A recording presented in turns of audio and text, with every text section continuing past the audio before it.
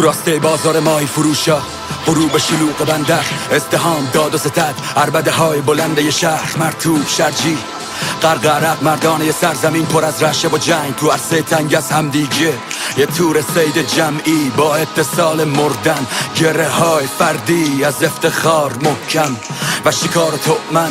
گره های شلتر تو راسته بازار ماهی فروش که صیاد شکار اردوی لقمن، ناخدا جلال رئیس بزرگ بازار، ترس ماهی گیرا دستاش همیشه بوده ی اخطار، عصبانی پر فریاد، عصبانی بود و عزادار،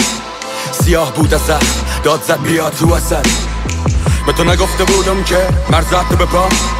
ول کردی که چی چاهت داری دریار چیکار، گفتم بگی غلاب بگیش دستات کنار از دور، یادت گفتم بگی دستات کنار ولا میذارم دستات کنار. جلال خلافم نگو، خلافم نکن، اون چاه کوچیکه خواستم باشم کفافم نبود،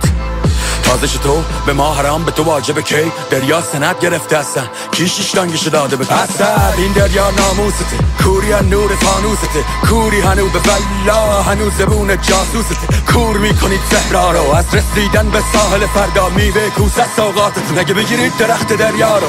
اسد بیتاب و قرار دید واسه دامه شاهی نداره، تو خفش راوی کی بیتاب و قراره، این قصه بین ما و جلاله، جلال دریا تو غروب فقره، همه خوندن سرود غرچه، تو بگم به مردم دروغ برگ، بگم به دریا دروغ صد، یه قلاب دادی دست ما میگی از چاه بگیرید قضا، باز کنین بومبست لام از صبر رو، ما یاد میگیریم شنا رو، میکشیم همه کوسه ها رو،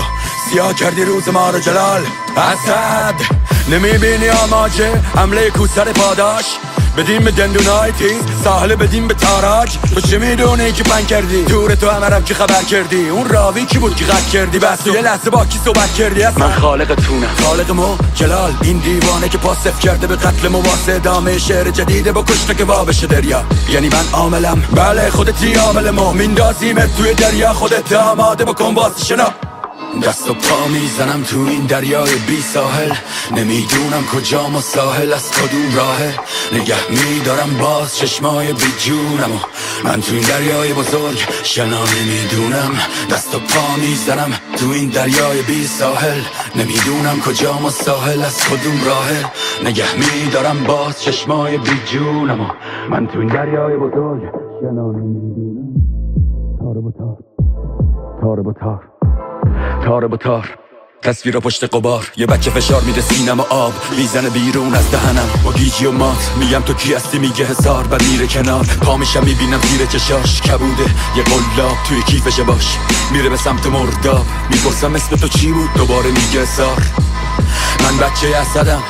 پدرم به جرم فتح دریا دستاش مون توی دست جلاد، کیفشو وا میکنه میگه نگاه کن، دستاش هنوزم امرامه، تنها دلیل نفس هامه، پا میشه پاهاشو میده به راه، میگم کجا، میگه مرداب، میرم دنبالش.